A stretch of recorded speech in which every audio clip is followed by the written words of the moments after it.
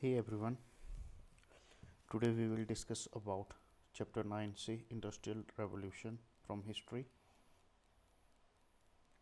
So, first of all, we will discuss about the meaning of industrial revolution. The term industrial revolution was first used by French socialist Blanqui in 1837. Later on, it was adopted by Arnold Toynbee, a British historian. The term industrial revolution conveys a system of manufacturing on a large scale with the help of machines driven by mechanical, chemical, or electrical energy. Industrial revolution was gradual, peaceful, and imperceptible revolution that transformed the entire economy of society of 18th century England and other countries. Industrial revolution, unlike any other revolutions, was neither sudden nor violent. There was no bloodshed nor loss of life and property. The revolution was peaceful. During the second half of the 18th century and the first half of 19th century, great changes took place in the methods, techniques, and organization of production, like in the field of industry. These changes together may be termed as the Industrial Revolution because they not only transformed the industry but also the economy and the society of some countries. Now let's discuss about main features of Industrial Revolution. Number 1, the factory system, which replaced the domestic system of production. And second, manual labor was replaced by machines. Small scale production gave way to large scale production. Before the Industrial Revolution, artisans made goods in their homes with the help of their family members and used simple tools. Merchants supplied raw material to the artisans and sold the finished goods. This system of production was referred to as the domestic system. The growth of towns and cities and the emergence of wealthy middle class resulted in a tremendous growth in the demand for luxury and consumer goods, which could not be met by the domestic system. Production began to be carried on in factories with the help of power driven machines. The means of production were owned and controlled by a few individuals called capitalists. This system is referred to as the factory system. So, this is how we transformed from domestic system to factory system, and the desire to produce more goods at a low cost for higher profits led to the industrial revolution. Now let's discuss about its beginning in England and its main causes. So basically, the industrial revolution first began in England in about 1750 AD. There were several reasons for this. Number one is political stability and peace prevailing there, providing a pleasant atmosphere.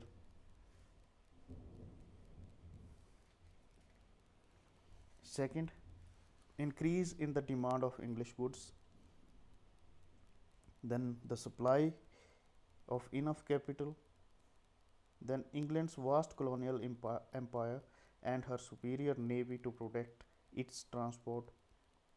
England's rich natural resources like coal, iron, and hydroelectric power, and availability of cheaper labor and immigration of artisans. Improved means of transport and communication. These were some of the causes of industrial revolution. The industrial revolution was an outcome of several factors like atmosphere conducive to industrial revolution, the collapse of the feudal system, and the movements like Renaissance and Reformation had made the atmosphere highly favorable for the economic revolution. In this situation, Freedom of thought and expression led people to experiment. The political stability, coupled with the great colonizing power of England led to bigger markets, more demands for goods, increased production, more work, and better wages for the common people. Then, availability of natural resources and labor force, like Great Britain had deposits of coal, it provided cheap fuel for running of machines. Even iron, which was readily mined, helped in the manufacturing of machines to be used in factories. So, a large number of peasants who found themselves without jobs after the feudal system had collapsed migrated they migrated to cities and found jobs as laborers in the factories.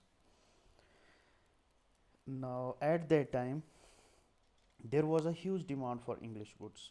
As the English produced cheap what useful goods, the demand kept rising. To meet the demands, production was increased, for which newer machines were needed.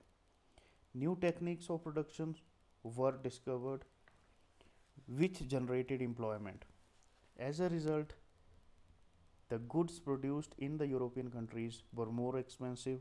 In the English goods were more sought after. Next is easy availability of capital, transport, and electricity. England had accumulated a lot of wealth from her colonial power. This wealth in turn was invested as capital in setting up new industries and factories, which in turn generated work and growth. The transport system also augmented the revolution. The new tar laid roads, the adequate use of waterways, the locomotive engines all contributed to the brisk development of the Industrial Revolution. Electricity, which is a prime requirement for all the factories and industries, was readily available as the swift flowing rivers generating a lot of power. Thus, hydroelectricity was not only cheap but was also sufficient to supply to the most of the new industries which were flourishing all over England at that time. And in the 18th century England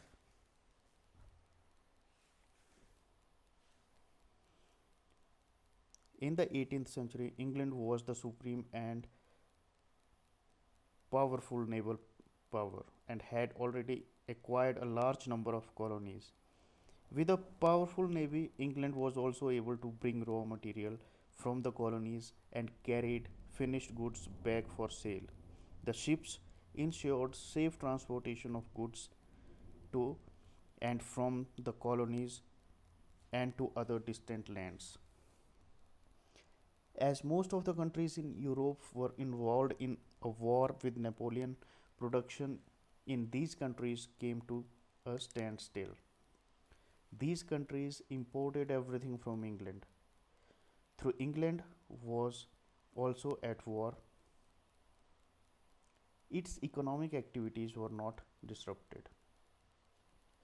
The next, agricultural revolution in England. Agricultural revolution preceded the industrial revolution. New farm machineries including the steel plough, the harrow for breaking the ground, the mechanical drill for seeding, the horse-drawn cultivator, reaping and threshing machines. There was also a revolution in farming methods with the introduction of intensive manuring, the rotation of crops and production of cash crops. Now after this, let's discuss about impact of industrial revolution. So number 1, increase in population. Industrial revolution brought with it an increase in population. As the increase in population was aided by a greater supply of food made available by the agricultural revolution. Further advancement in the medical sciences and public health measures decreased the death rate and added to the population base. Next is urbanization. The industrial revolution transformed the population pattern completely. Until industrial revolution, most of the world's population was rural. The center of economic activities now shifted from villages to city. Industrial revolution led to the growth of many towns and cities where factories were set up. Some of the biggest industrial centers were Manchester, Sheffield, Leeds, Birmingham, and Liverpool. Increasing population made the migration process more intense, resulting in many problems. The overcrowding of cities created problems of housing, sanitation, and health. The quickening process of industrialization led to the growth of slums and smoke filled industrial towns. Urban life brought many social strains and moral problems. Urban life presented a picture of social and economic disparity and inequality. There was widespread poverty, starvation, and harsh living conditions which became a part of the life of the workers. Next is rise of a new social class. The Industrial Revolution created a new working class. They were exploited. Most of the workers were paid low wages. Low wages and poverty compelled them to send their wives and children to work in mines for long hours. Working conditions were not conducive, and most of the factories were poorly lit and dirty. No compensation was paid for injury or death due to accidents. Next is capitalism. With the Industrial Revolution, the concept of capitalism gained ground. Capitalism can be defined as the accumulation of the means of production, material, land, tools, and property into a few hands. This accumulation of property is termed as capital, and the owners of these property or the means of production are called capitalists. Capitalism is based on the principle of the large scale production and realization of profit by producing goods and lower prices at lower prices. Capitalism increases individual productivity through the division of labor, which divides productive labor into its smallest components. The result of the division of labor is to lower the value in terms of skill and wages of the individual workers. The means of production and labor are manipulated by the capitalists in order to earn maximum profit. Next is socialism. Socialism grew as a reaction against the evils of capitalism and posed a great challenge to it. Socialism refers to a system where social and economic equality prevails, where people own all things in common and share them fairly. In short, they wanted socialism of all national services and strongly opposed the social inequalities prevalent in a capitalist society. Socialism is based on three principles. Basically, number one is it was opposed to private capitalism and favored collectivism. Second is it is the voice of all workers and working class. And third is just distribution of wealth. Socialism is based on three categories. One of the well known socialists, Robert Owen, though himself a factory owner, set an example by improving the conditions of the workers. 3. Well known French socialists Charles Fourier, Saint Simon, and Louis Auguste Blanquet contributed greatly in spreading socialist ideas. They dreamed of a society free of exploitation but unfortunately failed to achieve their goals as their methods were ineffective and impractical. They are referred to as the utopian socialists. Robert Owen has been called the father of British socialism.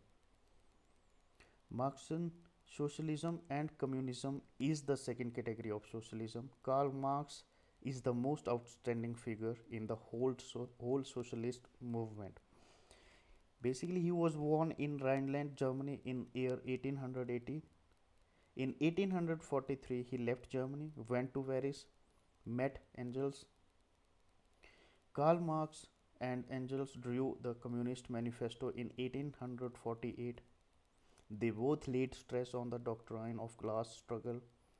In Das Kapital, Marx wrote that workers produced more value than they got in the form of wages, and the difference being appropriated by the capitalist in the form of profits.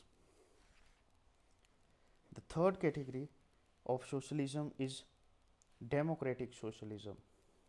Democratic socialists such as Bernstein, Jean Jaurès, Bernard Shaw, and Sidney Webb were not in agreement with the principle of class struggle advocated by Karl Marx. They believed that socialist objectives should be achieved through democratic means. In India, a socialist party was established in 1934. The prominent leaders were Acharya Narendra Dev, Achyut Patravardhan, Jayaprakash Narayan, and Dr. Ram Manohar Lohia. The trade movement had forced the British government to recognize the rights of workers. The government had to pass factory laws giving some rights to the workers and improving their job security. In the 30s and 40s of the 19th century, a movement known as the Chartist movement was launched to provide workers the right to vote. The socialists therefore wanted to set up society free of exploitation and class divisions. They proposed that this be achieved through social control of means of production and distribution.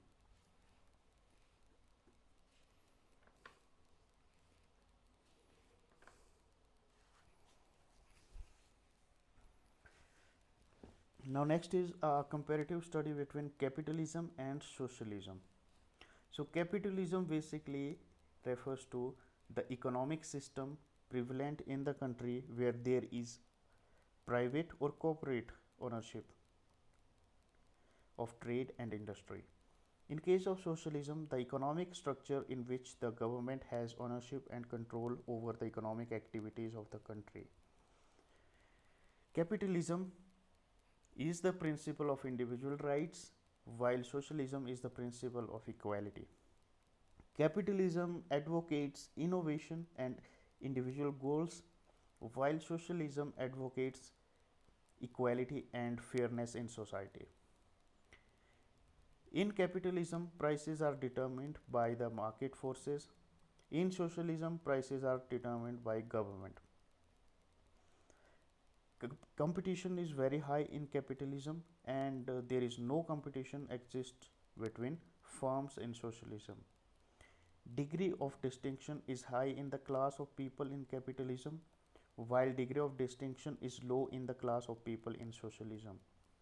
In capitalism, every individual works for his own capital accumulation, while in socialism, the wealth is shared by all the people equally. In capitalism, examples of countries where capitalism, the predominant economic system, are the USA, the UK, Canada, and Australia. In case of socialism, examples of countries where socialism is prevalent are China, Denmark, Finland, Sweden, and Norway. So, this is all about this lesson. I hope it will be clear to everyone. Just listen carefully and read the chapter thoroughly. Thank you very much. Have a nice day.